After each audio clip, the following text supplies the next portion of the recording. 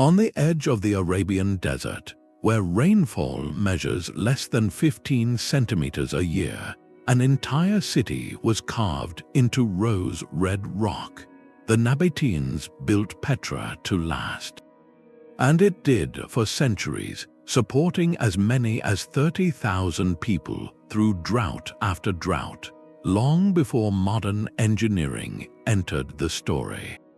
The secret was not in the rock walls or the monumental facades, but in what lay beneath and between them. Archaeologists have uncovered an intricate web of channels cut into the stone, pipes made of baked clay, and cisterns carved deep into the cliffs. It was a system designed to catch every drop of rain that fell over miles of surrounding hillside and store it through months of bone-dry heat. The channels followed the natural contours of the landscape. They directed runoff from every slope, every wadi, every crack in the stone into hidden reservoirs. Some cisterns were large enough to hold hundreds of thousands of liters. Their depth kept the water cool and reduced evaporation, a critical advantage in a climate where the sun could drain an open pool in days. The entire city became a water collection machine, each carved facade and marketplace positioned to funnel rainfall into storage without a single pump or modern material. That single insight that a city can survive not by finding more water but by keeping what little it has, allowed Petra to thrive where logic said no city should exist. The system worked because the Nabateans did not fight the desert. They listened to it. Every rare heavy storm became a stored fortune. When the rains did not come for a year or 2 or 5, the city had reserves. When the Romans arrived centuries later, they were so impressed that they hired Nabatean engineers to build similar systems in their own provinces. This level of engineering did not happen by accident. It required generations of knowledge, a coordinated workforce, and a society that valued water above nearly everything else. The channels and cisterns demanded constant maintenance, cleaning, and repair. The community understood that water was a shared good, not a private asset. That social contract was as essential as the stonework itself. Yet Petra was just one local solution to a universal crisis. Across the ancient world, from the highlands of Peru to the plains of India, civilizations faced the same fundamental problem: how to supply a dense population with water in a landscape that gave them very little. Some cities had no rain at all. Others grew so large that local catchments could not possibly supply them. The same pressure that drove the Nabateans to carve channels out of sandstone pushed other cultures to dig underground rivers, build aqueducts across entire valleys, and construct vast artificial lakes. The answers they found were as varied as the landscapes themselves, but they all shared one thing in common: a deep understanding of the environment, an immense investment of labor, and a willingness to think beyond a single well or a single rainy season. Every one of these projects required knowing where water came from, how it moved, and how to harvest it without exhausting the source. The question at the heart of every one of these projects was the same. How do you get water to people when nature refuses to provide it? That question, answered in a dozen different ways over thousands of years, is the story of how ancient cities survived the one thing that should have destroyed them. Pouring energy into a single canal or a chain of cisterns was never the real challenge. The real challenge was that every ancient city, no matter how powerful, lived under a permanent threat that could not be negotiated with. The water that sustained them came from exactly 3 sources: rivers, wells, and whatever fell from the sky. Each one was unreliable. Rivers flooded or dried up. Wells could run deeper and deeper until they hit rock that water would not pass. Rain could vanish for years, and even in normal years, seasons dictated the flow. A city that depended on a river might be fine for 8 months and then face a dry summer with half the volume it needed. A city that relied on wells might see the water table drop so low that every bucket haul took twice the effort. A city that caught rain in cisterns had to make every drop count, knowing that next winter might bring half the usual amount. The pressure was not abstract. It determined whether a city could grow, whether it could support specialists who were not farmers, whether it could survive a siege, whether it could exist at all. Water security was the foundation on which every other achievement rested. Without it, there could be no industry, no trade, no dense population, no armies, no long-distance architecture. The difference between a settlement that thrived and one that withered was often measured not in decades but in a single dry season. The stakes become clearer when you consider how little margin these cities had. A modern metropolis can draw water from reservoirs hundreds of kilometers away. It can pump groundwater from deep aquifers, treat wastewater, desalinate seawater. An ancient city had none of that. Its water catchment was limited by the distance a human could walk with a jug, or by the gradient a channel could follow without pumps. A Roman aqueduct could bring water from a spring many kilometers away, but that was an extraordinary investment. Most cities relied on sources within a few kilometers. That meant that the area around a city had to produce enough water for everyone, and that production had to be reliable through drought, and drought was not rare. The ancient climate record shows that severe, multi-year droughts struck every major region at some point. The eastern Mediterranean endured a drought in the late Bronze Age that emptied entire kingdoms. The Maya lowlands saw repeated dry intervals that strained their reservoirs. The Indus Valley experienced a gradual weakening of the monsoon that forced cities to adapt or disappear. Drought was not a random disaster. It was a predictable pattern that any city that lasted more than a generation had to plan for. The simple fact is that most ancient cities did not survive. Thousands of settlements were abandoned after their water supply failed, or after the labor required to maintain it became too much. The ones that endured did so because they understood this vulnerability and built their water systems not for the average year but for the worst one. They created margins. They built storage that could hold 2 or 3 years of supply. They dug underground channels that brought water from distant aquifers. They built walls to direct runoff into cisterns. They did not assume nature would cooperate. That realization changes how we judge their achievements. When we look at a Roman aqueduct or a Persian qanat, we are not looking at a luxury. We are looking at a survival mechanism that was built to outlast the builders themselves. And what makes it remarkable is not just the engineering, it is the foresight. These societies accepted that water was scarce and unpredictable, and they designed their entire urban existence around that truth. That acceptance is something we have largely lost, and it is the beginning of understanding why their solutions still matter. The most remarkable solution to the problem of drought was not something you could see from the city walls or admire from a distance. It was hidden underground, often running beneath the very streets of the settlement itself. This was the qanat, a system that turned dry, rocky ground into a reliable source of water without pumps, without wheels, and without any visible moving parts. A qanat is essentially an underground aqueduct. It begins with a mother well dug deep into the earth until it reaches the water table. From that well, a gently sloping tunnel is carved through the rock, sometimes for tens of kilometers, carrying water by gravity to where it is needed on the surface. Along the tunnel, vertical shafts are sunk at regular intervals like a series of small wells. These shafts served 2 critical purposes.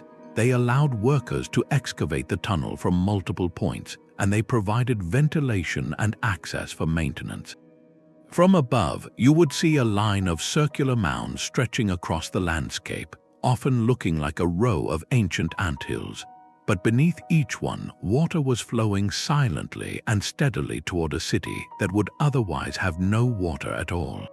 The construction of a qanat required an extraordinary level of skill. Surveyors had to determine the precise gradient of the tunnel, less than a centimeter of drop per meter of length. Too steep and the water would flow too quickly, eroding the tunnel. Too shallow and it would stagnate. The workers, known as muqanis, used only simple tools. Picks, shovels, ropes, and lamps. They would begin digging from the outlet, moving backward toward the mother well, using the vertical shafts to remove dirt and to check their alignment. This was dangerous work. Cave-ins were common, and the air inside the tunnel could become toxic from natural gases. Yet the muqanis persisted, generation after generation, passing their knowledge through families and apprenticeships. The scale of some qanats is staggering. In Iran, the heartland of this technology, one of the longest known qanats runs for over 70 kilometers, deep enough that some of its shafts are more than 200 meters deep. That is not a simple drainage ditch. It is a stone-lined tunnel carved by hand through solid rock with a precision that would challenge modern surveyors using laser levels. And the age is equally impressive. Some qanats in Iran are more than 2,000 years old and still carry water today. They have outlasted empires, wars, and entire shifts in the climate. The genius of the qanat is that it solved the fundamental problem of water loss. In a hot, dry environment, any water sitting on the surface will evaporate quickly. Open canals lose more than half their water to evaporation in a single day. But a qanat runs underground, shaded and cool. The water is protected from sun and wind. A qanat can transport water for tens of kilometers and deliver almost every drop to its destination. It also operates without any fuel or moving parts.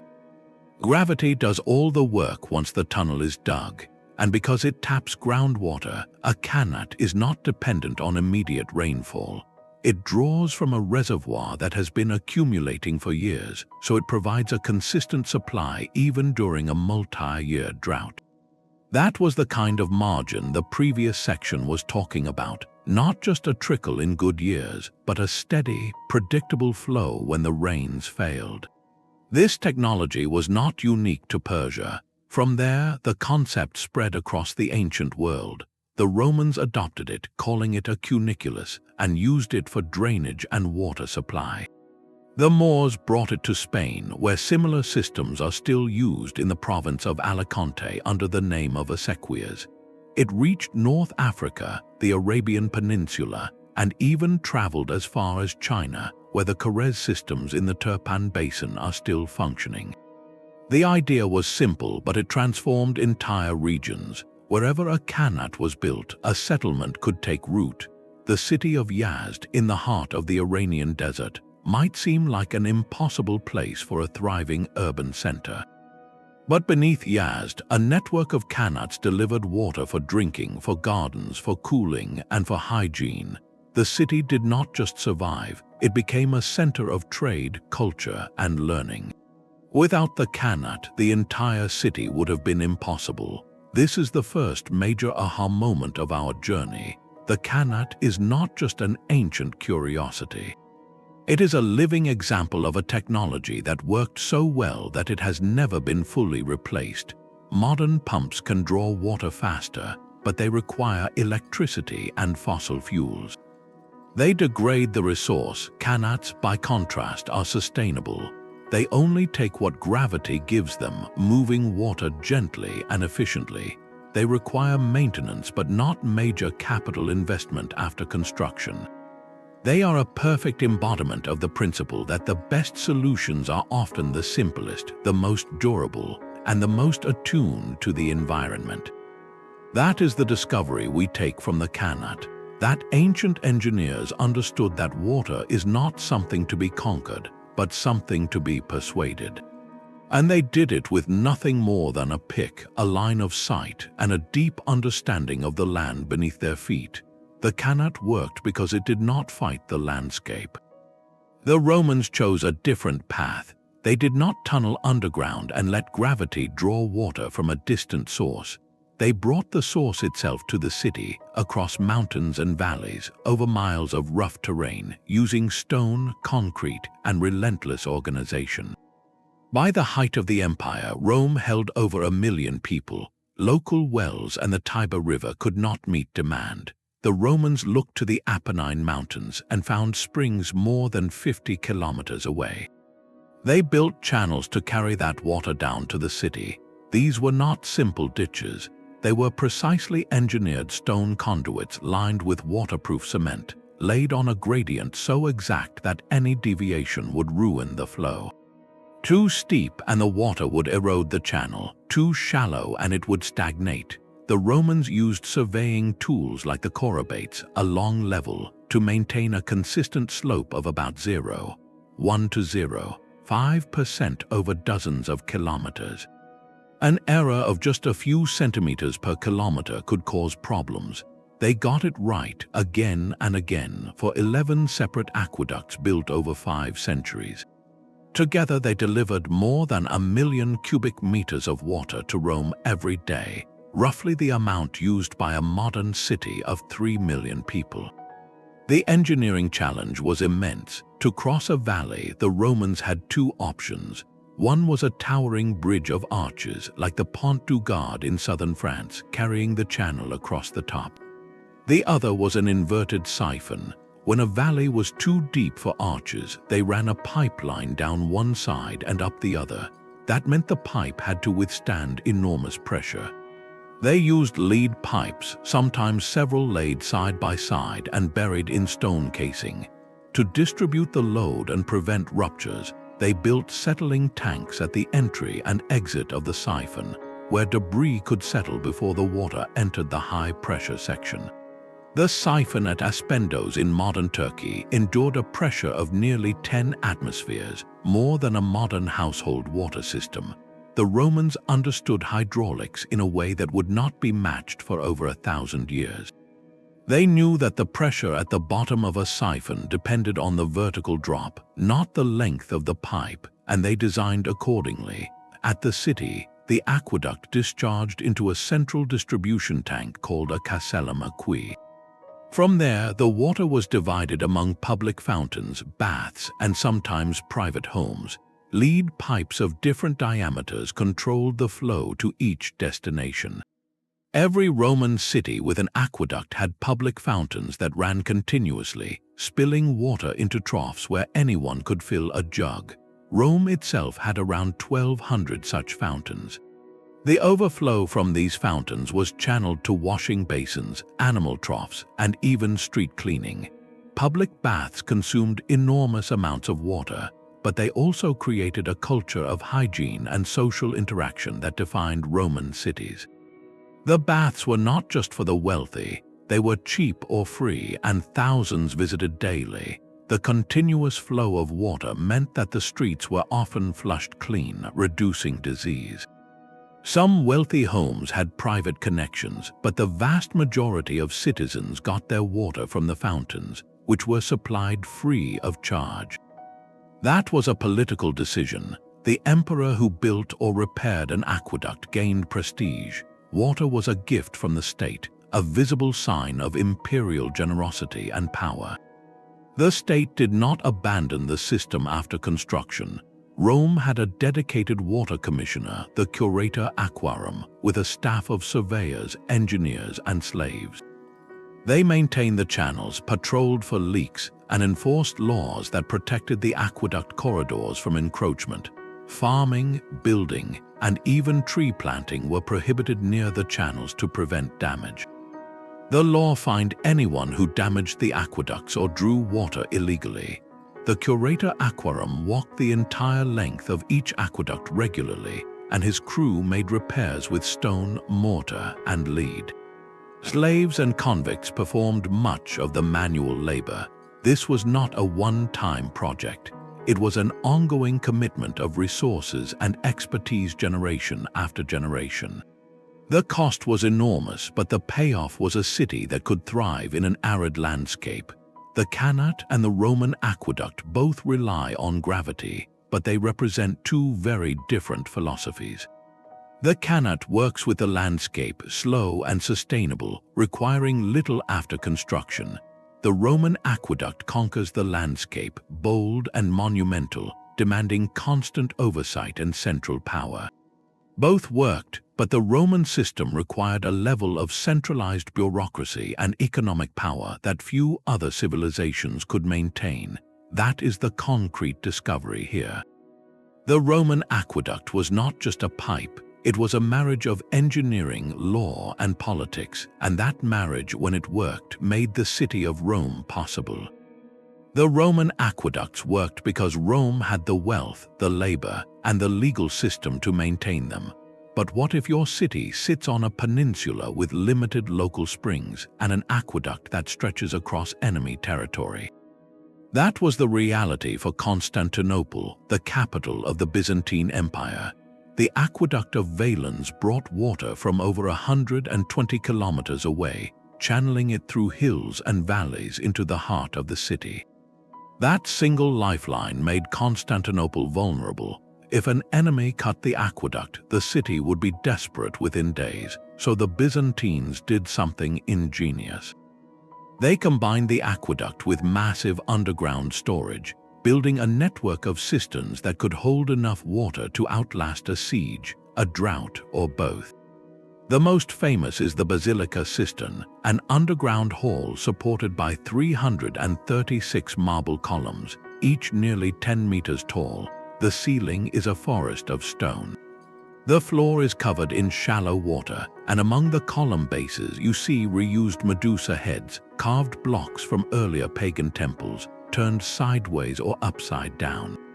That placement was practical. It leveled the columns using salvaged stone, but the result gives the space a haunting, layered feel, a tangible connection to the city's layered past. The Basilica Cistern was only one part of a much larger system. Hundreds of cisterns, large and small, were built beneath Constantinople. Some were open-air reservoirs. Others were roofed chambers. All shared the same principle. They were lined with waterproof plaster, a carefully prepared mix of lime, crushed brick, and sand that set into an impermeable surface. This plaster could keep water potable for months by preventing seepage and limiting microbial growth. Water from the aqueduct flowed into these chambers and sat there, still and cool, until it was needed. The scale is hard to grasp. The largest cistern, known today as the Bine Berdyak or the Cistern of Philoxenos, could hold around 40,000 cubic meters. The Basilica Cistern held roughly 80,000 cubic meters. That is enough to fill 32 Olympic swimming pools. Combined, the city's cisterns could store over 1 million cubic meters of water. For a city of perhaps 500,000 people, that was a buffer of several months. And because the cisterns were underground, evaporation was minimal. The water stayed clean and usable far longer than in an open reservoir. The cisterns were not just for drought, they were a strategic asset. The Aqueduct of Valens could be blocked by an invading army, and in fact it was. During the siege of 626 by the Persians and Avars, the aqueduct was cut. Constantinople survived because the cisterns held. The same thing happened during the Arab sieges in the 7th and 8th centuries. The cisterns gave the city time, and time often broke the enemy. When the aqueduct was restored, the cisterns were refilled, and the cycle continued. But the system required constant inspection. Workers checked the plaster for cracks, cleared sediment from collection points, and ensured rainwater inlets were clean. Every new church, palace, or wealthy home included a cistern as a matter of course. Private cisterns filled the gaps left by the public network. Water was collected from rooftops and courtyards during rain, supplementing the aqueduct supply. The Byzantines did not trust a single source, they diversified. That concrete discovery is this: storage became the key to resilience, not just supply. The Romans built aqueducts to bring water in. The Byzantines built cisterns to keep water safe. They adapted the same technology for a more uncertain world, embedding insurance against siege and drought directly into the urban fabric. The Byzantines built cisterns because they had to, but in other parts of the ancient world, engineers took a completely different approach. Instead of storing water from distant sources, they went straight down to the water table and built something far more than a well. These were the Stepwells of India, and they are among the most breathtaking water structures ever built. Imagine a well, but instead of a simple hole in the ground, you descend into it by a series of staircases, each level lined with carved pillars, pavilions, and intricate sculptures. You keep going down past sandstone walls that have been cut into symmetrical patterns, past recessed niches that once held oil lamps until you reach the water. On a blistering 45-degree day in Rajasthan, the temperature inside a stepwell can be 15 degrees cooler than the surface above. It is a microclimate, a sanctuary. The basic idea is simple. In regions with a deep water table and a monsoon that dumps most of the rain in a few months, a regular well is useful but limited. The water level fluctuates wildly. In the dry season, it drops far below the surface, and hauling water up becomes exhausting. A stepwell solves this by providing access at every level. When the water is high, you only need to go down a few steps. When it drops, you go deeper. The structure itself acts as a rainwater catchment, funneling runoff directly into the well through drains and channels. Some stepwells are so large they become inverted buildings with multiple stories and hundreds of steps. The most famous example is Rani Kai Vav, the Queen's Stepwell in the town of Patan, Gujarat. Built in the 11th century, it measures about 65 meters long and 20 meters wide. As you descend, you pass 7 levels of galleries and pavilions, every surface covered with carved figures from Hindu mythology. Gods, goddesses, celestial dancers, and elephants. At the end of the dry season, when the water is at its lowest, you can still reach it by going all the way down. The stepwell was not just a water source, it was a temple, a gathering place, and a statement of power. The queen who commissioned it, Udayamati, ensured that her city had both water and beauty. Then there is Chand Bayori in the village of Abhanari, Rajasthan. This stepwell is one of the oldest, dating back to the 8th or 9th century. It descends 13 stories with 3,500 narrow steps arranged in a perfect geometric pattern. The steps form a double spiral so that people descending can pass people ascending without crowding. From above, it looks like an infinite staircase leading into the earth. The water at the bottom is dark and still. The precision of the stonework is extraordinary, especially considering that the builders worked without modern surveying tools. They had to know exactly where the water table lay and how steep the steps needed to be to make descent safe even in the rain. But what really sets stepwells apart is how they were integrated into community life. They were not hidden away. They were built near temples, along trade routes, and in the heart of villages. In the dry season, when every other source of water was gone, the stepwell remained a place of life. Women came to fill their pots and exchange news. Merchants rested in the shade of the pavilions. Children played on the steps. Religious ceremonies were held at the water's edge. The stepwell was a social hub, a place where the whole community gathered. This integration of technology with culture is something we often miss when we think about ancient water engineering. We tend to focus on the mechanics, how it moved water, how much it stored, how long it lasted. But stepwells show us that water infrastructure could also be architecture, art, and public space all at the same time. The builders understood that if a water source was beautiful and comfortable, people would maintain it. They would treat it with respect. The stepwell would not just be a utility. It would be a treasure. That is the concrete discovery here. The stepwells of India demonstrate that a water system can be more than a pipe or a reservoir. It can be a center of community life, a piece of sacred architecture, and a climate refuge all in one. When the monsoons failed and the rivers ran dry, the stepwell remained a place of survival, but also of dignity. The engineers who built these structures did not just solve a problem, they created a space that people wanted to be in. And in doing so, they ensured that the system would be cared for across generations. That is a lesson that goes far beyond ancient history. The Stepwells were medieval. The Indus Valley civilization was creating integrated water systems 2,000 years earlier in the Bronze Age. Mohenjo-Daro and Harappa flourished around 2600 BC, when most human settlements were still villages of mud, brick, and thatch.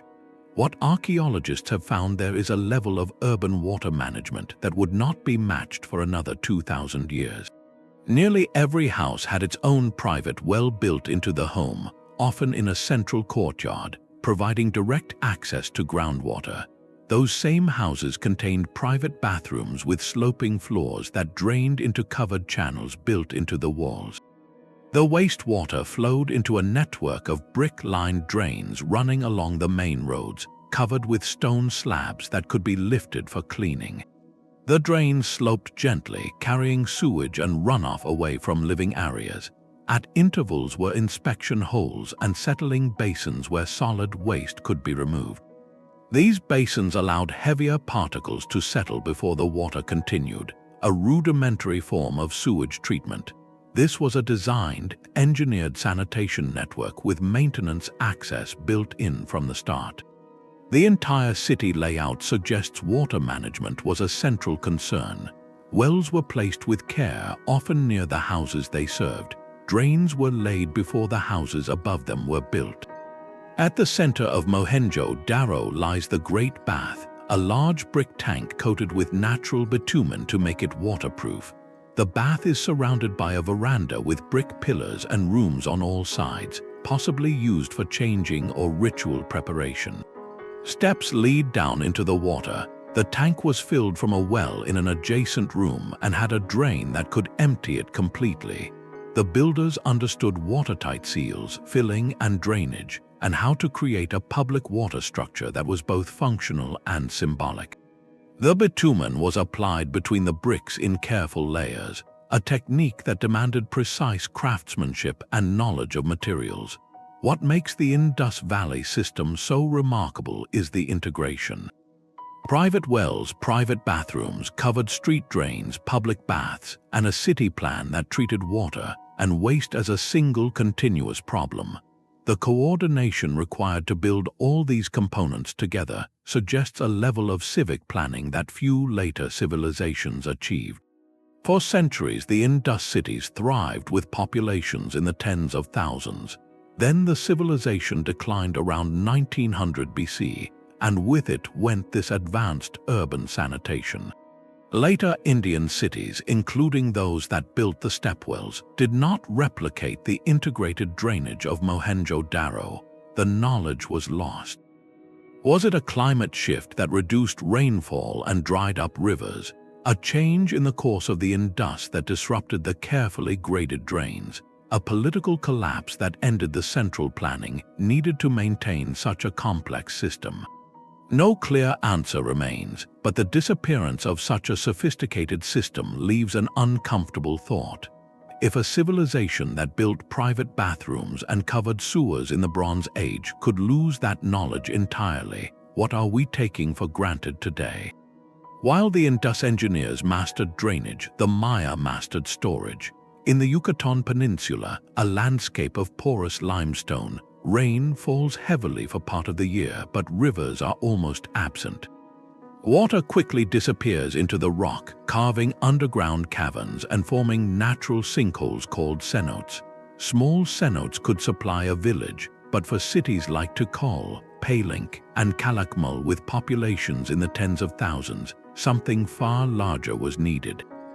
The Maya turned to rainwater harvesting on a monumental scale, creating two types of storage: large artificial reservoirs at city centers and small household cisterns called choltans. The reservoirs were built by reshaping natural depressions or excavating new basins, then lining them with layers of clay or a fine plaster made from burned limestone. This waterproof seal prevented water from seeping back into the porous bedrock. The largest reservoirs at Tikal could hold more than 200,000 cubic meters, enough to supply the city for several months between rains. These were not simple pits. They were engineered structures with catchment areas that directed runoff from plazas and roofs into feeder channels. Plazas themselves were often sloped and plastered to funnel water toward the reservoirs. Some systems included settling tanks where water slowed and sediment dropped out before entering the main basin, keeping the stored supply clear and reducing evaporation loss. The limestone plaster was a refined material. The Maya learned to control the mix of lime, sand, and plant extracts to create a seal that could last for decades if properly maintained. They often applied multiple coats, and the surface was smooth to reduce cracking from thermal expansion. If the lining cracked, the stored water would vanish into the ground within hours, so the engineering demanded careful application and regular repair. Teams of workers likely inspected and patched the linings before each rainy season. At Tikal alone, the reservoir system required constant attention across a network of several large basins, each fed by its own catchment. Scattered through residential areas were the choltons, small bottle-shaped chambers carved into the limestone beneath houses. Their narrow mouths could be sealed with a stone lid. They collected rainwater from roofs and courtyards and kept it cool underground. A single household cholton might hold a few thousand liters, enough for a family during the dry season. Many households built multiple choltons, linking them with small channels to maximize capture. Choltons also served as short-term storage for food, but water was their primary purpose. In some cities, entire neighborhoods relied on these private cisterns for daily needs, reducing pressure on the public reservoirs. This combination of massive public works and private household storage gave the Maya water system a dual resilience. The public reservoirs served the city center and the elite, while the choltons gave ordinary households a degree of independence. But water was also tied to power. Who controlled the large reservoirs controlled the city. In drought years, access to stored water became a lever of political authority. Some archaeologists argue that the ability to manage water storage contributed to the rise of divine kingship among the classic Maya. The king was seen as the one who guaranteed life by ensuring the rains came and the reservoirs remained full. Rituals at the reservoirs reinforced this role, with ceremonies petitioning the gods for water during prolonged dry spells. During severe multi-year droughts, even the choltons would run dry, and the populace would become dependent on the central stores, reinforcing the social hierarchy. The elites could ration water, distributing it only to loyal supporters or to those who performed labor for the city. This system worked for centuries. Maya civilization flourished in an environment that seems hostile to urban life precisely because its engineers understood how to capture, store, and distribute rainwater in a limestone world. The reservoirs and choltons were not just clever adaptations. They were the foundation of one of the most densely populated regions of the pre-industrial world, existing entirely without rivers. Their success lay not in a single technology but in a layered approach that combined public infrastructure, household resilience, and a social structure that tied water to leadership. In the steep Andes of South America, the Inca faced a completely different water challenge. The problem was not the absence of water, but its uncontrolled force. Rain and snowmelt coursed down mountainsides in flash torrents. The ground was unstable and erosion was constant, yet the Inca built cities and agricultural terraces across this vertical landscape, and they did so by turning water management into a form of high-precision sculpture. The most famous example sits high above the Urubamba River, Machu Picchu. A visitor walking through the ruins today sees something remarkable. There are no dry gaps, no seasonal shortages in the channels. 16 fountains, spaced in a precise sequence, still flow from a single spring that was tapped centuries ago. The water travels along a stone channel that winds through the city, and it does so with a gradient so carefully calculated that the water never pools or rushes. It glides. This was not achieved with mortar or cement. The Inca fitted stones together with such exactness that a knife blade cannot be slipped between them. Each stone was shaped to create a smooth, continuous trough, and the channel was built with slight changes in direction that slowed the water just enough to prevent erosion. Consider the difficulty. The channel runs for nearly 800 meters from its source, descending about 70 meters in total, but the gradient is not uniform. Where the slope is steeper, the Inca cut small steps or baffles into the stone, breaking the flow's energy.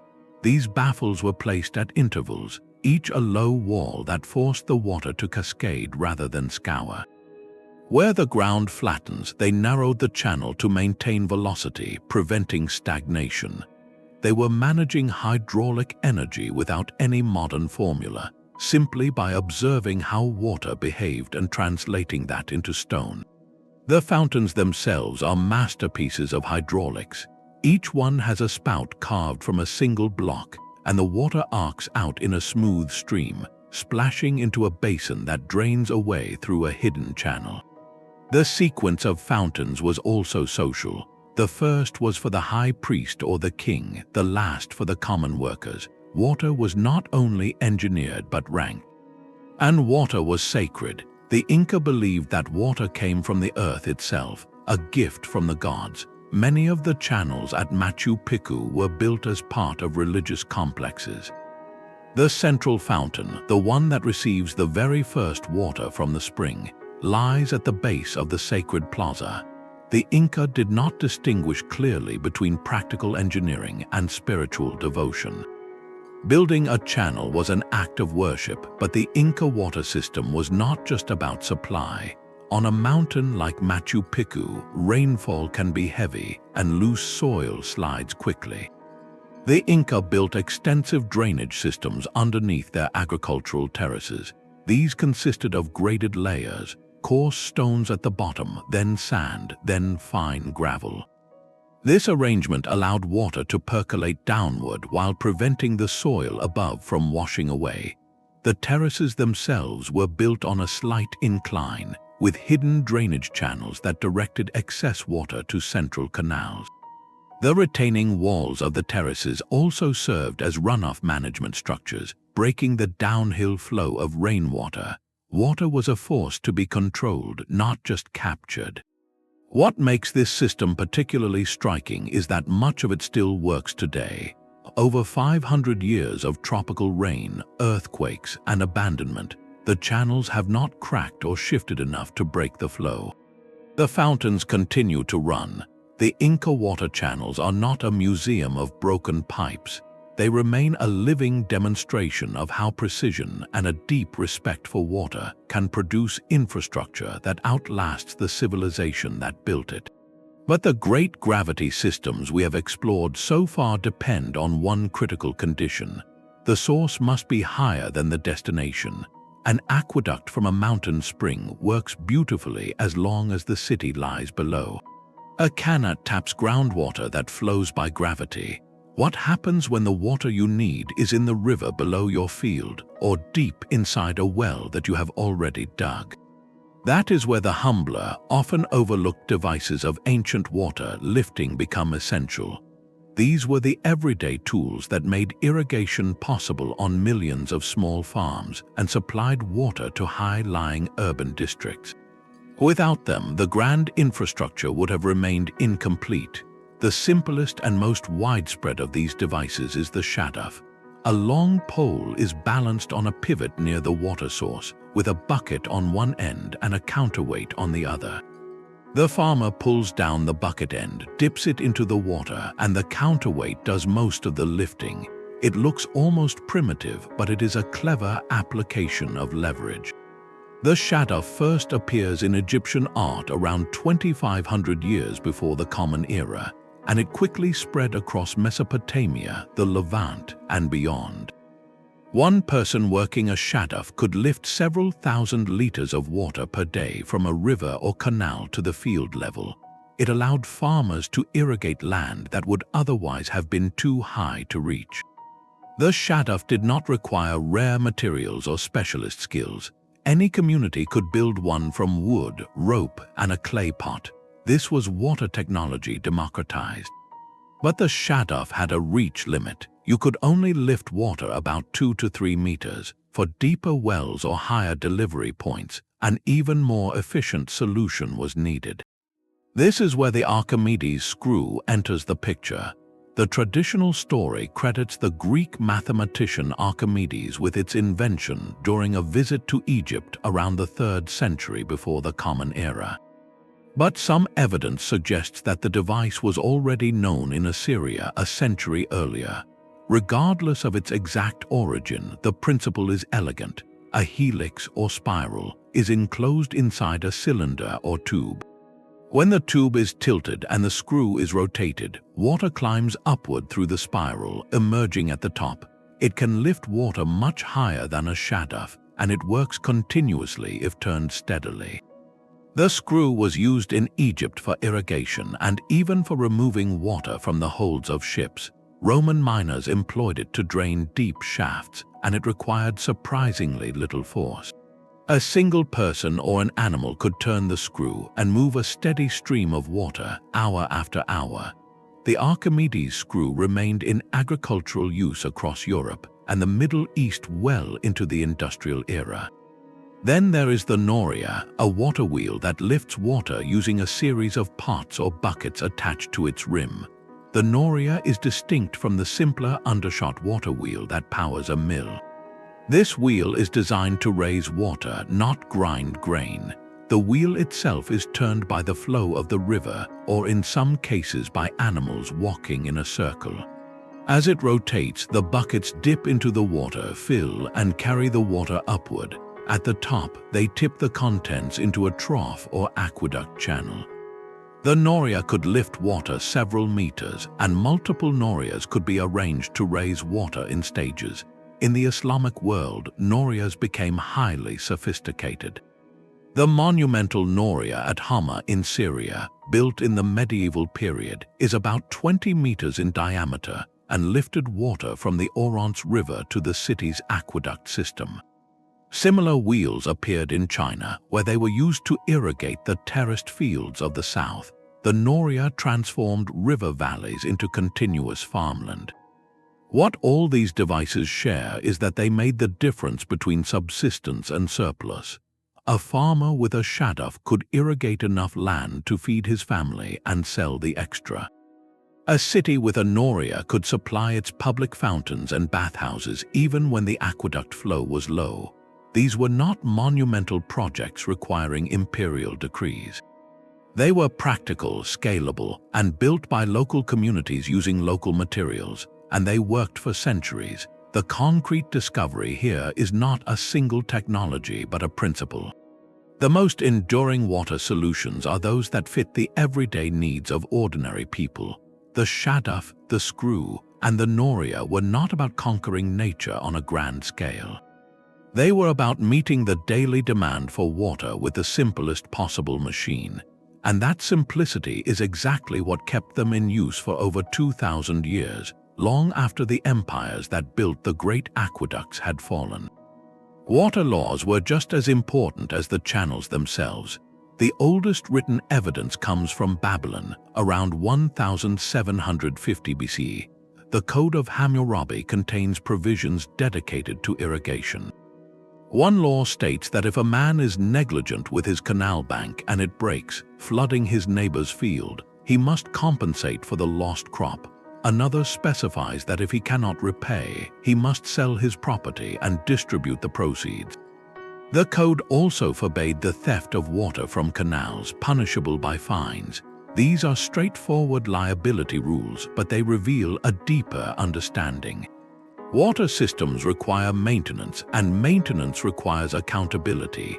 You cannot build a canal and walk away. Someone must inspect the banks, repair the sluices, and ensure that no one takes more than their share. The code turned that duty into law. Centuries later, the Romans took water governance further. under the Republic and the Empire, water was considered public property. The aqueducts belonged to the state, and a dedicated official, the curator aquarum, oversaw the entire system.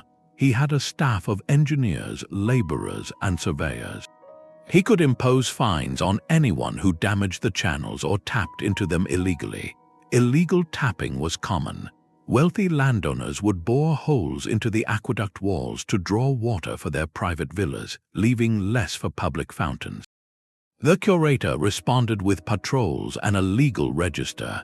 Every water grant was recorded. Every theft could lead to prosecution. The system was funded by taxes and rents from those granted private connections.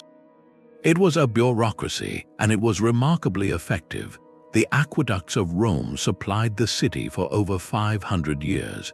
That longevity came not only from concrete and arches, but from a curator with the authority to lock up a thief. Perhaps the most striking example of communal water law comes from medieval Spain, and it is still alive today.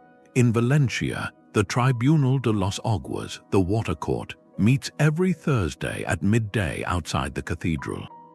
It is one of the oldest judicial institutions in Europe, with roots stretching back to the Islamic period of Al-Andalus. Under Muslim rule, the irrigation system around Valencia was built and managed by a council of farmers. They elected inspectors, settled disputes, and enforced a strict rotation system. When the Christian kingdoms reconquered the region in the 13th century, they kept the arrangement. The water court continued. Its procedures are remarkably simple. Farmers appear before a panel of elected judges, present their grievance, and receive a ruling, often within minutes. There is no written record. The decision is final. The system has worked for over 1,000 years. The same principle kept the shaduf in use: local control, shared responsibility, and a rulebook that everyone understood. The court did not need Roman senators or Babylonian kings. It needed farmers who knew that their survival depended on the same channels and the same schedule. They enforced the rules themselves because they had to live with the consequences. When a neighbor took more than his share, it was not an abstract crime. It was a direct threat to the community's harvest. The court resolved that threat before it escalated into a feud or a broken canal. The concrete discovery here is that water technology cannot be separated from water governance. The social structures worked, but the Romans faced another problem that no court or curator could fix. They chose a material for their pipes that would ignite a debate lasting 2,000 years. Lead. The Romans did not invent lead pipes. The Greeks and Persians used them too, but Rome took the technology to an industrial scale.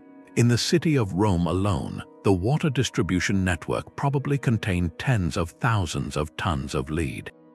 The pipes carried water from the public casella into neighborhoods. They powered inverted siphons across valleys, and they supplied private homes. Frontinus, the man appointed to oversee the aqueducts, wrote extensively about the sizes and capacities of these pipes. He did not treat lead as a problem. He treated it as a standard, and for a long time, historians treated the Romans as victims of their own invention. The idea that lead poisoning drained the empire from within became a popular story. It is a dramatic narrative, but the evidence is much more complicated. The science of lead in water depends heavily on the water itself. When water contains dissolved minerals like calcium and magnesium, as most Roman water did, a thin protective layer called scale builds up on the inside of the pipe. That scale seals the lead away from the water. In hard water areas, lead leaching was probably minimal. In soft water or acidic water, however, lead could dissolve in harmful quantities. The Romans drew their water from springs, rivers, and mountain runoff. Some of those sources produced water that was naturally hard and protective. Others may not have been so forgiving. The Romans also had some awareness of the risk. Vitruvius, the famous architect and engineer, warned against using lead pipes if possible. He noted that lead turned the complexion of workers pale. That passage is often cited as proof that Romans knew lead was dangerous, but Vitruvius was writing in the 1st century BCE, and his advice was not consistently followed. By the height of the empire, lead pipes were everywhere. The real source of lead exposure for many Romans was probably not the drinking water. They used lead in cosmetics, in cookware, in food preservatives, and even in toys. The pipes were part of a much larger lead economy. Skeletal studies of Roman populations have found elevated lead levels, but the results vary widely by site and time period. There is no clear evidence of a widespread lead crisis that matches the popular image of mad emperors and collapsing cognition. So where does that leave us? The lead debate is not really about whether the Romans were stupid or reckless. It is about the hidden costs of technological success. The Roman water system was an extraordinary achievement, but it was not flawless. Every choice had a trade-off. Lead was durable, flexible, and easy to cast into pipes. It was also toxic when conditions were wrong. The Romans mitigated the risk through water chemistry, maintenance, and in some cases using alternative materials like fired clay. But they never eliminated it. The complication is this: a system that worked for centuries could still carry a slow-acting problem. The same scale that protected the pipes during routine use could break down if the water stopped flowing or the pipes were disturbed. When the aqueducts fell into disrepair in the later empire and water stopped circulating, the protective scale could degrade and the lead could become more dangerous. The very resilience of the Roman system may have concealed a vulnerability that only emerged when the system was already failing. That is the new question. Not whether lead poisoned Rome, but how a civilization can build an engineering marvel that hides a growing weakness inside its own materials. The pipes were strong, but they were not perfect. And that imperfection forces us to look at every ancient technology with a more critical eye.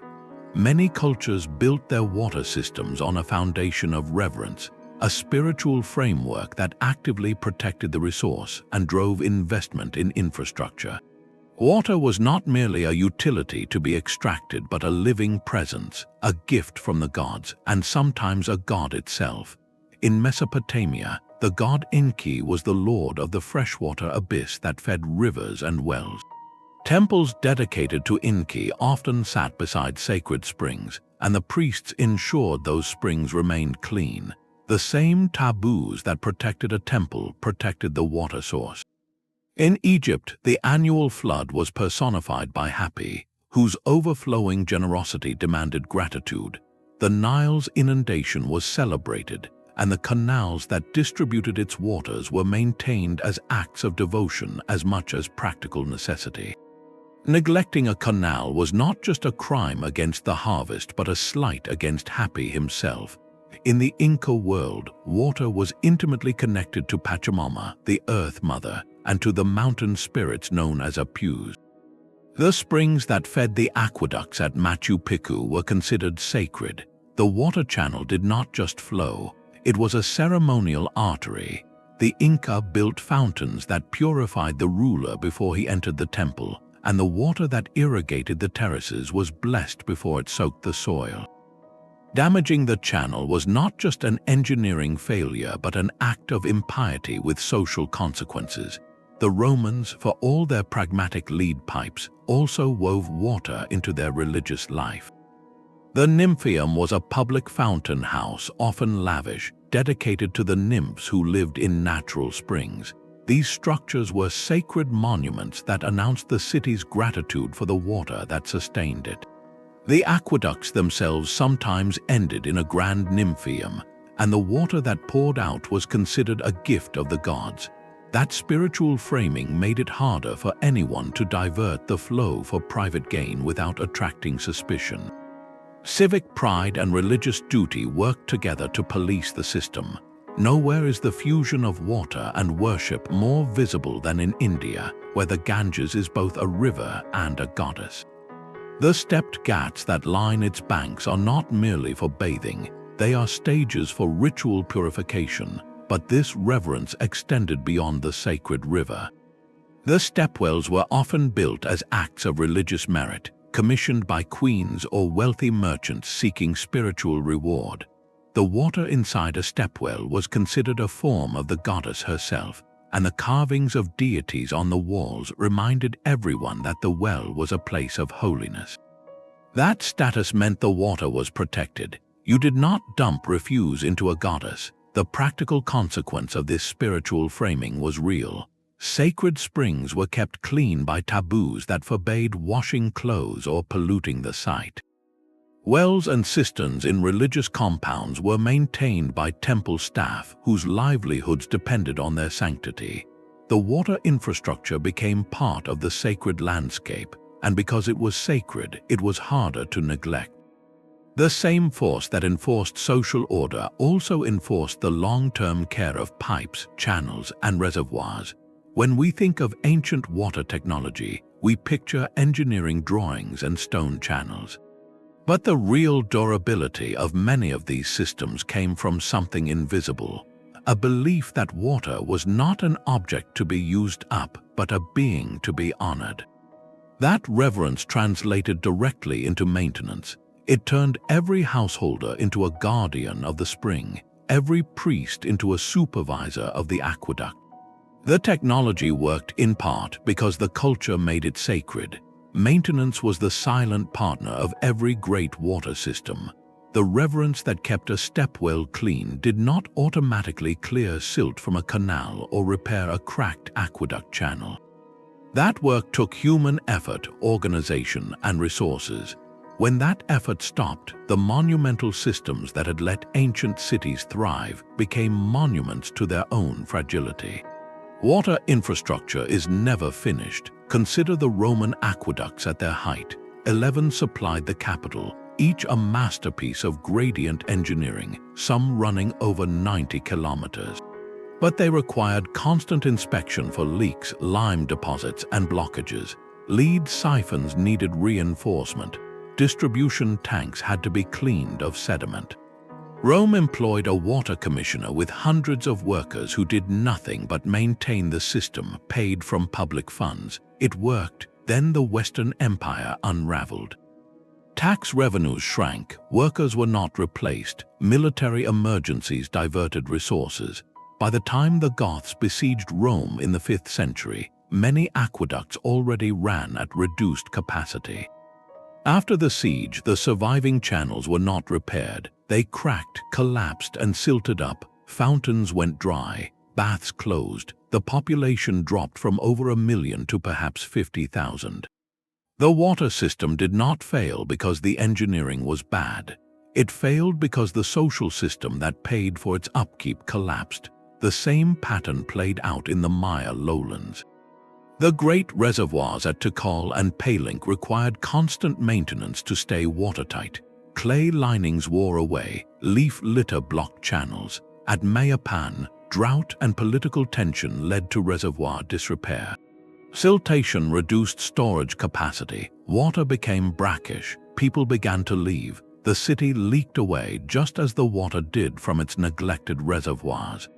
Mesopotamia offers the longest example.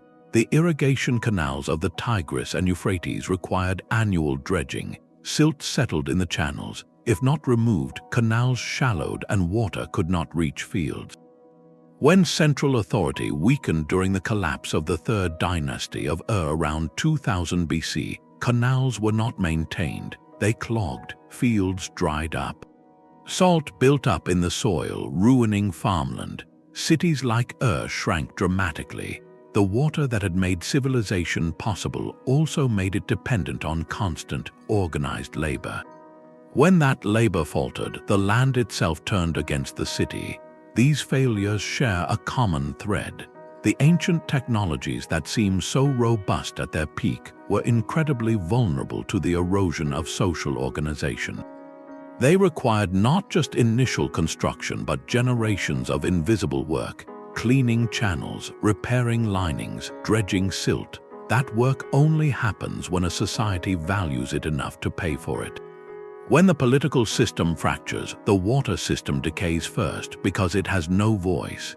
It simply stops working, and here is the complication. The very success of these technologies allowed cities to grow far larger than local rainfall or nearby rivers could naturally support.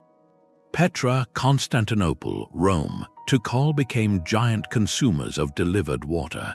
They built populations that could only live there because the water kept coming.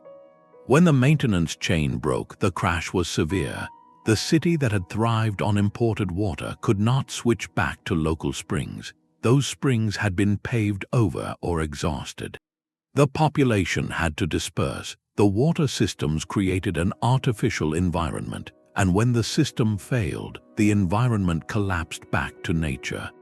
The most brilliant infrastructure is only as strong as the society that maintains it, and societies grow tired, distracted, and divided.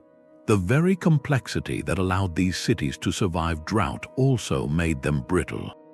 The question is not whether the maintenance will ever stop. It is what happens when it does. That brittleness is best illustrated by one of the most ambitious water systems ever built. The hydraulic network of the Khmer Empire at Angkor. For centuries, the capital of what is now Cambodia was one of the largest urban complexes in the pre-industrial world, home to perhaps 750,000 people. It survived monsoon floods and dry seasons by manipulating water on a scale that rivals any ancient civilization. Angkor's engineers carved an entire landscape. They dug hundreds of kilometers of canals, built massive moats around the temples, and constructed 4 colossal reservoirs called barre. The West Barre alone holds about 40 million cubic meters of water, roughly the capacity of 15,000 Olympic swimming pools. But these barre were not just for show. They stored water during the rainy season and released it gradually through a network of channels that fed rice paddies, filled urban wells, and kept the city running during the dry months. The system was so effective that Angkor could produce multiple rice harvests per year, several times what the land could naturally support. Yet the sheer scale of the system became its own vulnerability.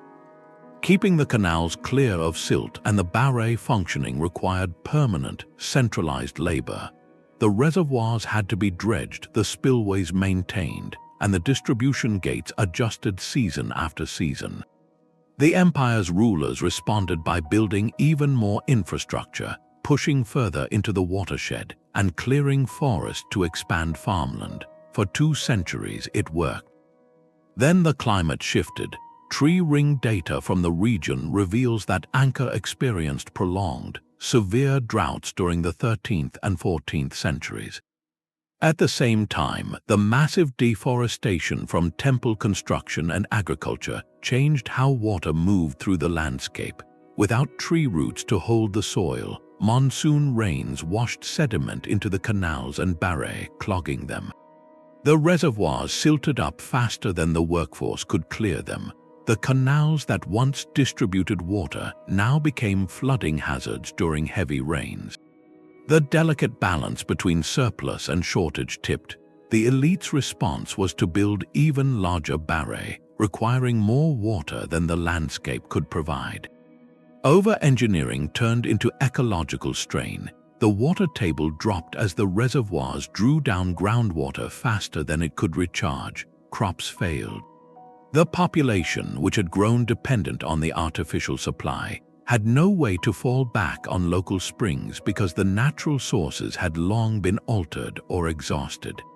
Angkor was not abandoned overnight. There is no single cause, but the water system, once the engine of its power, became a liability that worsened every other pressure.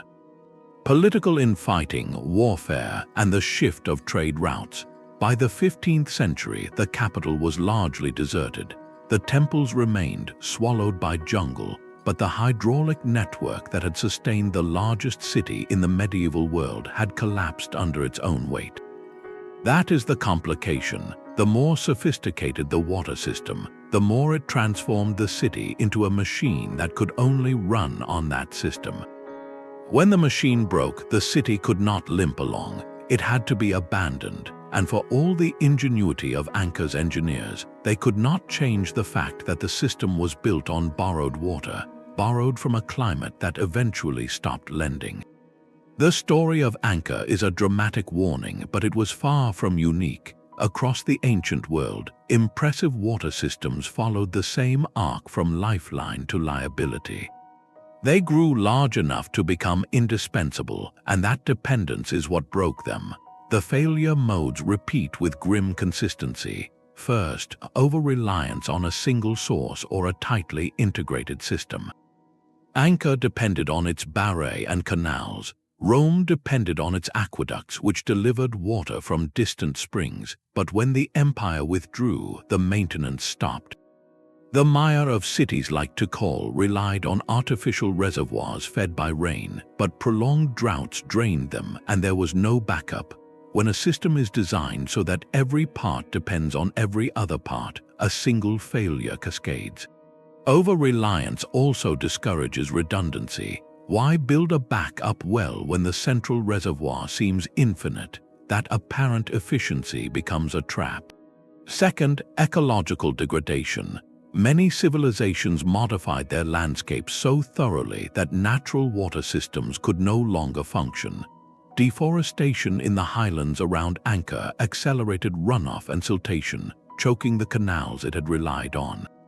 In Mesopotamia, intensive irrigation led to salt buildup in the soil, reducing crop yields and eventually forcing abandonment.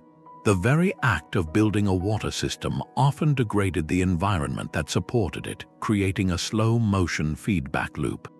Each year, the system worked a little harder against nature, until nature could no longer keep up. Third, political and social breakdown. Water management requires organization and enforcement. Roman aqueducts needed curator's aquarum, taxes, and a stable imperial bureaucracy. Qanats required community cooperation to clean the tunnels. When empires fell or social cohesion fractured, the systems decayed quickly. But note the cause and effect. Water stress itself often accelerated political fragmentation. Drought and scarcity fueled conflict, which in turn broke the maintenance networks which made the drought worse. It was a downward spiral as much as an external shock. Fourth, inability to adapt to climate variability. Many systems were designed based on past rainfall patterns. When the climate shifted, they failed. The Maya drought was not a single catastrophe but a long-term drying trend that pushed reservoirs past their minimum thresholds.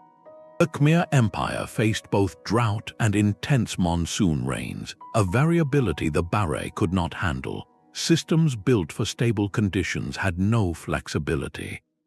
Now contrast this with the technologies that survived for millennia. Persian qanats are still functional in Iran after more than 2,000 years. Their success comes from being decentralized, gravity-fed, and maintained by local communities. They are not a single massive structure but a network of small tunnels, each tapping groundwater at a sustainable rate. If one qanat dries up, others remain. Similarly, Indian stepwells, though they required periodic desilting, were owned by communities or religious institutions, ensuring continuous care. They also used multiple sources, groundwater and rainwater. Redundancy was built in. This pattern leads to a useful concept known as robust yet fragile. Under normal conditions, these systems performed brilliantly, supporting large populations with remarkable efficiency. But when stress exceeded their design parameters, they failed abruptly and catastrophically. They were robust within a narrow range but fragile outside it.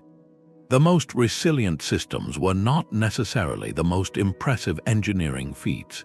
They were the ones that built in slack, distributed risk, and left room to adapt.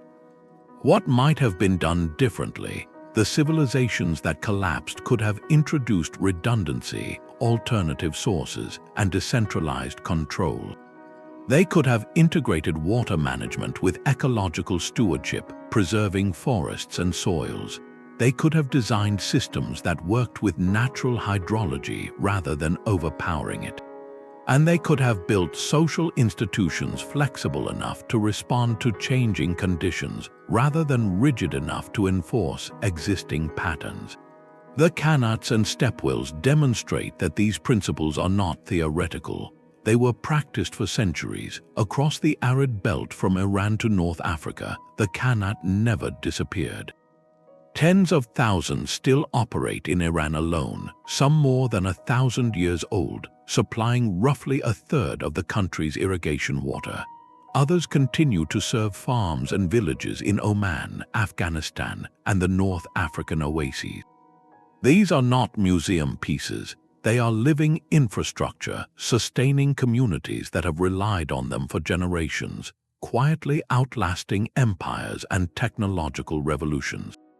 What makes them survive when so many other ancient systems collapsed? Qanats require no fuel, no pumps, no external energy.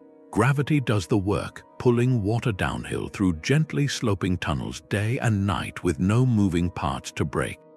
They are built from local stone and hand-dug earth, so repairs use materials always at hand, and they are managed by communities. In villages that depend on Qanats, water rights are shared according to centuries-old agreements, often measured in time shares, with each family receiving water for a set number of hours per rotation. Maintenance is a collective responsibility, and disputes are resolved by local councils using customary law. That social fabric has kept these tunnels flowing long after the political structures that built them have vanished. But Qanats face real modern pressures. Groundwater pumping has lowered the water table in many regions, sometimes by tens of meters, tapping the same aquifers that feed the Qanat tunnels. Springs that once supplied steady flow run dry after centuries of continuous operation. Younger generations have moved to cities, and the specialized knowledge of Qanat building and cleaning is fading. The master muqannis who maintain these systems are becoming rare, and few new apprentices learn the trade. Some Qanats have been abandoned, replaced by pumped wells that draw water faster than nature can replenish it. Yet the fact that so many still operate is remarkable. UNESCO has recognized the Persian Qanat system as a World Heritage Site, highlighting both the engineering and the living cultural traditions. International efforts now work to document the craftsmanship and train new muqannis, preserving a skill passed down orally for millennia. Engineers and water planners look at Qanats as a model for low-carbon water supply. In an age of rising energy costs and climate concerns, a system that moves water with zero emissions, no mechanical wear, and no external input is not an ancient curiosity. It works with nature rather than overpowering it, relying on local materials and community cooperation. The Qanat is proof that a technology can be ancient, simple, and still outperform modern alternatives when the social and ecological conditions align. It endured not because it was the most powerful or ambitious, but because it was the most sustainable in the deepest sense. From the Qanat, we take the lesson that ancient water technology is not just a museum piece. It continues to function and even surpass modern alternatives in some ways. But the Qanat is only one example of a broader revival. Across the world, another ancient principle is being rediscovered. Rainwater harvesting. In the Indian state of Rajasthan, where annual rainfall can be as low as 20 centimeters, the traditional household tanker was a lifesaver. A tanker is a small underground cistern built to capture runoff from the roof and courtyard. Every monsoon, a family would direct water into this tank, store it through the dry season, and draw from it for drinking and cooking. The same principle lay behind the massive stepwells we saw earlier, structures that collected rainwater and provided access to the groundwater below. Yet as modern piped water arrived, many of these traditional systems were neglected. Wells went dry, stepwells filled with trash, and the knowledge of how to build and maintain a tanker faded. Then came the droughts of the late 20th century. Water tables dropped so low that bore wells dried up, and government tankers could barely keep up. communities in Rajasthan began to look back at their own history. Engineers and NGOs started reviving the tanker. They designed modern versions using concrete or plastic storage tanks, simple filters, and durable piping. The principle remained the same: catch the rain where it falls, store it close to home, and use it wisely. One of the most successful modern rainwater harvesting initiatives is in the city of Chennai. In the early 2000s, Chennai faced severe water shortages. The government made rainwater harvesting mandatory for all new buildings. Homeowners installed rooftop catchment systems that directed water into storage tanks or directly into recharge pits that refilled the aquifer below. Within a few years, the water table in many parts of the city rose. The program was simple, cheap, and massively effective. It drew directly from ancient Tamil traditions of building percolation tanks and temple tanks that had done the same job for centuries. Across the continent, in Kenya, the same idea is transforming dry areas. Organizations like the Kenya Rainwater Association help farmers build rooftop catchments and underground tanks. A family can store enough water from the rains to last through the next dry season. The cost is modest. The lifespan of a well-built tank is decades. And the benefit goes beyond convenience. Having reliable water at home means women and children no longer spend hours walking to distant wells. It means crops can be watered during dry spells. It means schools can stay open because they have water for sanitation. Australia, too, has embraced rainwater harvesting as a hedge against drought. In cities like Sydney and Melbourne, many homes have large tanks that collect runoff from roofs for gardening, washing, and even drinking after filtration.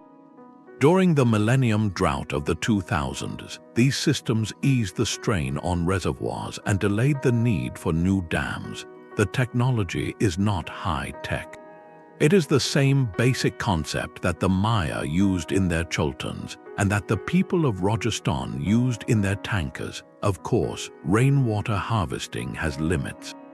It works best in places with a distinct wet season and enough annual rainfall to fill tanks before the dry months. In a desert with 10 centimeters of rain, no amount of storage will sustain a city. Maintenance also matters. Tanks must be cleaned, filters replaced, and gutters kept free of debris.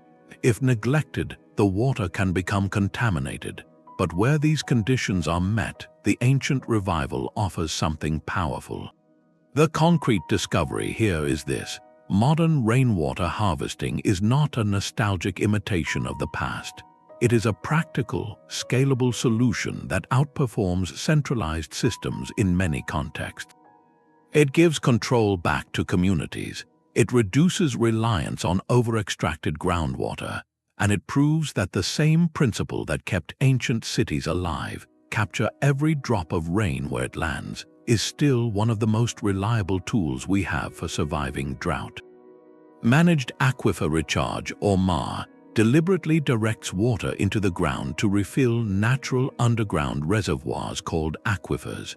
For most of the 20th century, the dominant approach was to extract water as fast as possible and pipe it far away. Recharging was not a priority. Then wells ran dry, land began to sink, and engineers looked to the distant past for answers. A MAR can take many forms. An infiltration basin is a shallow pond where water soaks into the soil. Recharge wells inject water directly into deeper sand or gravel, but one of the most effective designs is the spreading channel. A network of shallow, flat-bottomed ditches dug across a wide area. When water is released, it spreads, slows down, and percolates into the aquifer below. This is exactly what a Qanat did, but in reverse. The Qanat collected groundwater that had seeped into mountains and brought it to the surface. The spreading channel takes surface water and sends it down. The geometry and principle are the same, only the direction changed. This is not a laboratory curiosity. Spreading channels are used on a massive scale in water-stressed regions. In California, the Orange County Water District operates one of the largest MAR systems in the world. They take treated wastewater and storm runoff, send it through spreading basins, and let it percolate into the groundwater basin. That basin supplies more than 2.5 million people. Water that emerges from wells years later is often cleaner than what went in because the sand and soil act as a natural filter. The system allows Orange County to store water underground for drought instead of building ever larger tanks. Engineers there have studied ancient qanats to design infiltration galleries that do not clog.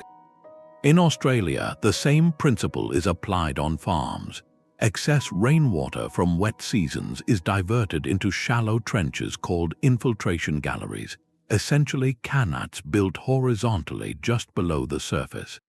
The water seeps into the shallow aquifer and is pumped out during dry months. This is water banking, and it works because the ancient principle was built on solid hydrology, even if the first qanat builders lacked the scientific vocabulary. The benefits go beyond storage. AMAR also prevents land subsidence, the slow sinking of ground caused by overpumping. In California's San Joaquin Valley, the land has dropped as much as 8 meters in some areas.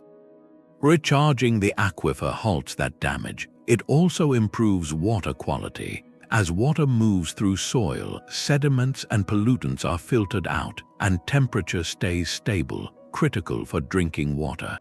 Challenges remain. Cost is one. Building basins and wells requires land and infrastructure. Governance is another. Who owns the water you put into the ground? Legal frameworks for groundwater recharge are still developing, and water quality monitoring is essential. Polluted water cannot simply be dumped into an aquifer and expected to come back clean. The concrete discovery is clear. Managed aquifer recharge is not a modern invention. It is the ancient principle of letting water return to the ground where it fell, updated with scientific understanding and modern materials. The qanat was a brilliant way to harvest groundwater without pumps. AMAR is the same logic applied to replenishing that groundwater. It proves that the most resilient water technologies are not always the ones that move water faster or farther. Sometimes the most advanced thing you can do is let water soak into the earth and trust the ancient rhythm that kept cities alive for centuries. That trust in natural rhythms applied to more than just groundwater recharge. The most successful ancient cities did not pick one technology and bet everything on it. They built portfolios, they used multiple sources at the same time, and that combination gave them resilience through the worst droughts. Rome is a textbook example. The 11 aqueducts brought water from distant springs, but that was only part of the story. Every wealthy home had its own well, often dug into the courtyard. Public fountains drew from the aqueducts, but there were also hundreds of smaller cisterns collecting rainwater from rooftops. When an aqueduct broke or a drought lowered the flow, those secondary sources kept the city functioning. Rome was never totally dependent on any single supply line. Constantinople followed the same logic. The aqueduct of Valens stretched over 200 kilometers, but the city's real security came from its underground cisterns and hundreds of smaller household cisterns. When an enemy cut the aqueduct during sieges, the stored water inside the walls kept the population alive for months. The system had redundancy built in. Angkor, despite its eventual collapse, also used multiple sources. The massive Barre reservoirs stored monsoon rain, canals diverted river water, and hundreds of smaller ponds caught runoff across the landscape. The problem at Angkor was not that they had only one source. It was that they over-engineered the system, built too much reliance on the largest reservoirs, and neglected the balance. When the climate shifted, the whole network became brittle. What all these successful examples share is a principle that modern engineers call the portfolio approach. Diversify your supplies so that no single failure can cripple the whole system. It seems obvious in hindsight, but many modern cities do the opposite. Consider Los Angeles. It imports most of its water from the Colorado River and Northern California via aqueducts hundreds of kilometers long. Those sources are vulnerable to drought, climate change, and earthquakes. The city has limited local groundwater and hardly any rainwater harvesting at scale. If one aqueduct fails, the city is in serious trouble. It is the opposite of a portfolio. A better model is Singapore, a small, densely populated island with no natural aquifers and limited rainfall, yet it has become one of the most water-secure cities on Earth. It uses and combines 4 different sources. These are local catchment through an extensive network of drains and reservoirs, imported water from Malaysia, a source it is gradually reducing, high-grade reclaimed water called NE water, and desalinated seawater. Each source has its own resilience and cost profile. If one is disrupted, the others can compensate. Singapore's planners call it the 4 national taps. It is essentially a modern version of the ancient multi-source strategy. The practical consequence for any city facing water stress is this: do not rely on a single pipe or reservoir. Integrate surface water, groundwater, rainwater, and where possible, recycled water and desalination. That diversity is the best insurance against drought. The ancient cities that survived for centuries understood this intuitively. They did not treat water supply as a one-time infrastructure project. They built multiple overlapping systems that could adapt as conditions changed. The most enduring water systems were not just feats of engineering, they were also feats of social organization. No matter how clever the channels or how vast the reservoirs, if no one maintained them, they silted up, leaked, or simply fell apart. The ancient cities that thrived for centuries understood this.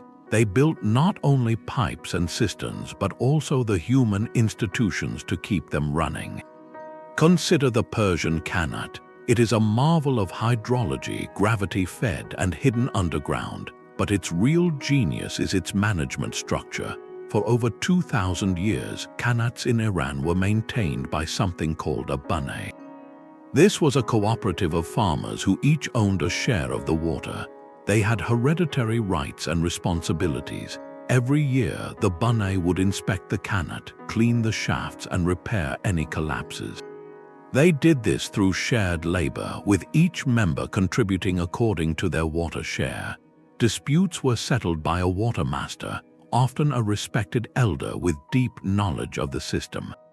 This was not a top-down decree from a distant king.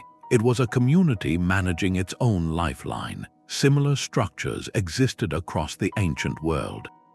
In India, stepwells were often built and maintained by local guilds or wealthy families, but access was granted to the entire village. The wells would be cleaned after every monsoon. The rules were simple but enforced. Anyone who damaged the stepwell could be fined or banished. In the Andes, Inca villages practiced the mita system, a rotational labor tribute that included maintaining irrigation canals. In the Maya lowlands, reservoirs were managed by local lineages, and spiritual taboos protected the water sources from pollution. These examples point to a powerful idea from political science. The economist Elinor Ostrom studied how communities around the world manage shared resources like forests, fisheries, and water. She found that successful common pool resource systems share a set of design principles. They have clearly defined boundaries so everyone knows who belongs. They have collective choice arrangements, meaning the people who use the resource also make the rules. They have monitoring, usually by the users themselves. They have graduated sanctions for rule breakers, and they have mechanisms for conflict resolution that are low cost and accessible. Ancient water managers were practicing these principles long before Ostrom gave them a name. They knew that water must be governed as a common good, not as a commodity to be sold to the highest bidder. Now contrast this with how many modern cities approach water. Often, it is either fully centralized under a state agency or privatized. The people who use the water have little say.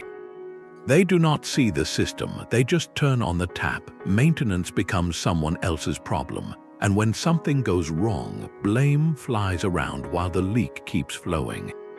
This disconnect is a major reason why so many modern water systems are struggling. In many parts of the world, irrigation canals built by governments are poorly maintained because the farmers never had any stake in their design or upkeep. Groundwater is pumped unchecked because no one is monitoring how much each person takes, but there are hopeful exceptions. In Nepal, farmer-managed irrigation systems have been operating for centuries. They often outperform government schemes in terms of water distribution and maintenance. In the Indian state of Tamil Nadu, ancient tank systems that capture rainwater and recharge groundwater are being revived with community involvement. Villagers form water user associations, set rules for allocation, and contribute labor for desilting. The results are tangible: more water available through dry periods and less conflict. The lesson here changes the way we think about ancient water technology. It is not just about the aqueducts and the arches, it is about the social fabric that kept them alive. The Qanat could not function without the bunne, the stepwell needed the guild, the Inca canal required the mitre. The technology and the governance were two sides of the same coin. This suggests that the most important infrastructure is invisible. It is trust, cooperation, and shared responsibility. The ancient societies that survived drought did not have the luxury of hiring an outside contractor to manage their water. They had to build institutions that everyone owned, and because everyone owned them, everyone took care of them. As we look at modern water crises, we often search for a technological fix. A better pipe, a more efficient pump, a desalination plant. Those things matter, but they are not enough. Without the human element, without the sense that water belongs to the community and must be managed collectively, any system will eventually fail. The ancient cities that lasted understood that water is not a private good. It is a common good, and common goods require common effort. That is a perspective worth holding onto. That perspective is now being put into practice. Archaeologists and engineers are working side by side, studying ancient water systems as blueprints for the future. In Iran, researchers have built detailed flow models of the qanats, running simulations to understand how gravity gradients and ventilation shafts maintained steady year-round flow even when the surface was dry.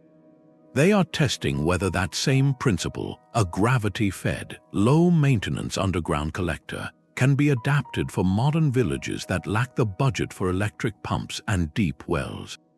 The qanat's gentle slope and periodic access shafts allow air and water to move without any moving parts, a design that could serve arid regions where energy is scarce. The simulations track sedimentation patterns and flow rates over decades, revealing why some qanats still run after centuries while others collapsed. This work is not purely academic. Pilot projects in Morocco and Afghanistan are now constructing new qanats modeled on the old ones, using local stone and community labor rather than imported machinery. A quiet revival is also underway for the stepwells of India. For decades, many were treated as dumping grounds or left to silt up. Now municipal authorities and heritage groups are clearing them out, restoring the carvings, and returning them to their original function. The town of Alwar in Rajasthan restored a centuries-old stepwell and saw the local water table rise noticeably within a few years. The old stone steps and angled channels were not romantic relics. They were a working part of the hydrological system, and their repair had a measurable effect on groundwater recharge. Similar efforts in Gujarat and Delhi have transformed abandoned stepwells into community gathering spaces that also harvest monsoon runoff. The restoration process involves desilting, repairing the structural masonry, and reconnecting the catchment area to the well. In many cases, local residents who remember using the stepwell as children now serve as guides and caretakers, passing on oral histories about monsoon cycles and maintenance schedules. This work is increasingly recognized by international bodies. UNESCO has added several ancient water management systems to its list of intangible cultural heritage as living traditions. The Qanat system in Iran received this designation, as did the traditional water distribution systems of the Maghreb, known as fagaras. The aim is to document the tacit knowledge, the rules of thumb and social agreements before the last generation of traditional Qanat diggers, the muqannis, passes on.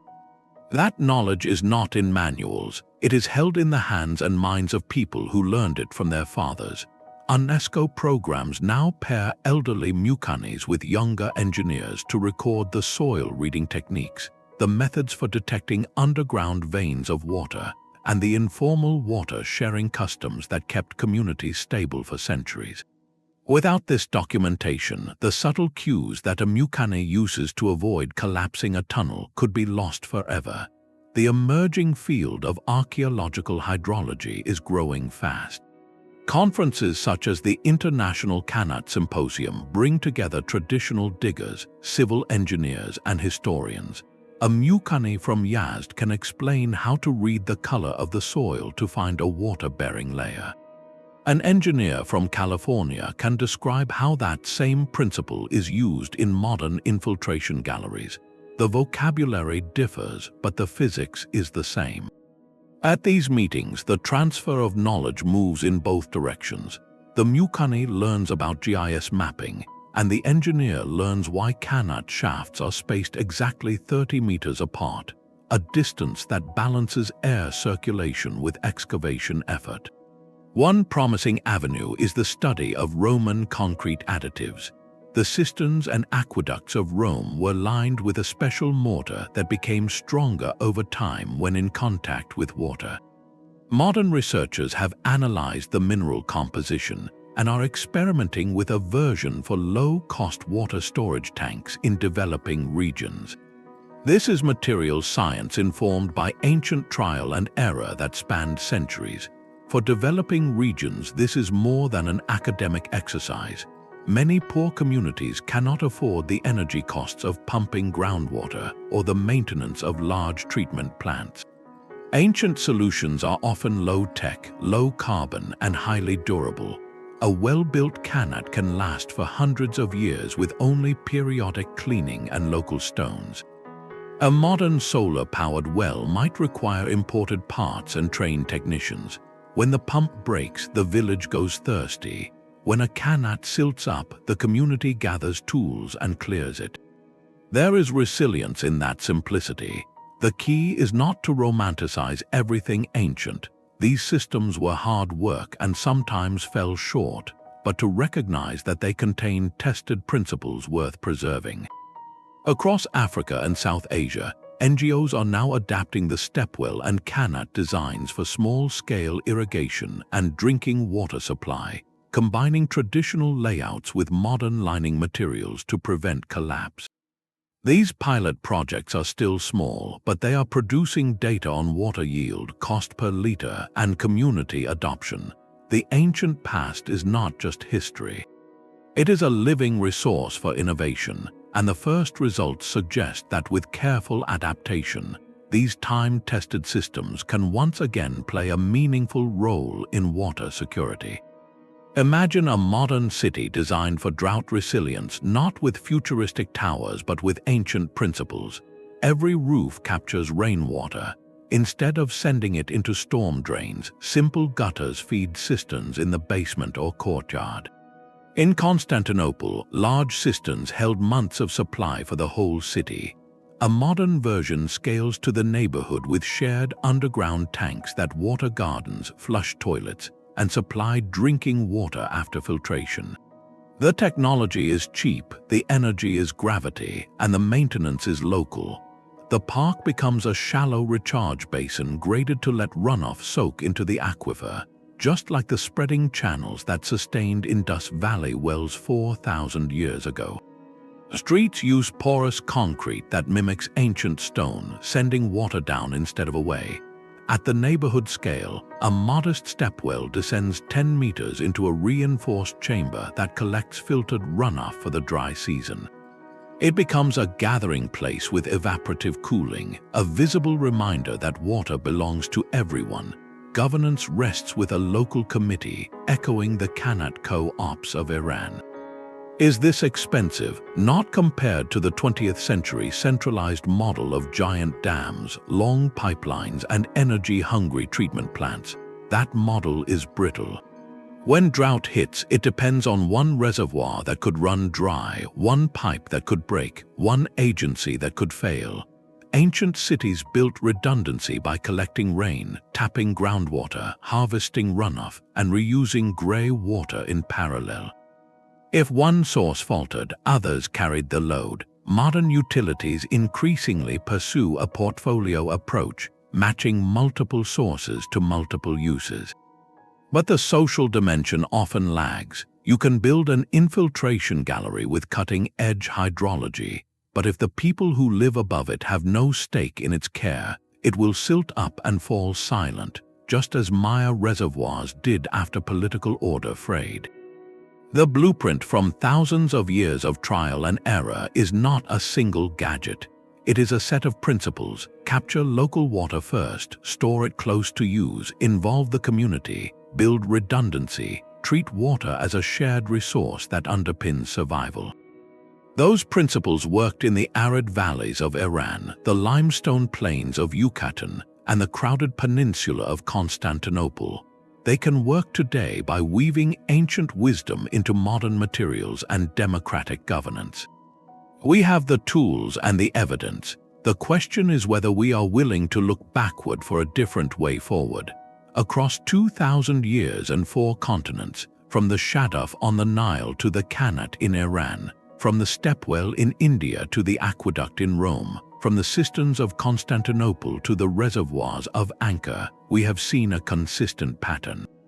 The most enduring water technologies were not feats of engineering alone.